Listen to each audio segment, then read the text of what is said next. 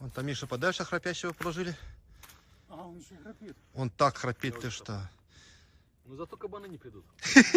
Так что... Берите с собой Мишу.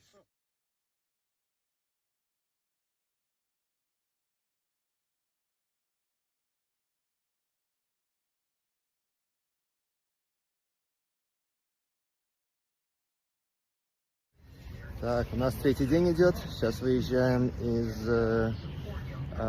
штат Айова. Город я уже не помню. Сейчас заехали на дилершип взять chain oil для Миши. Погода вроде хорошая. Сегодня ожидаем доехать до Канзаса и объехать полностью ураган. Все, конец связи.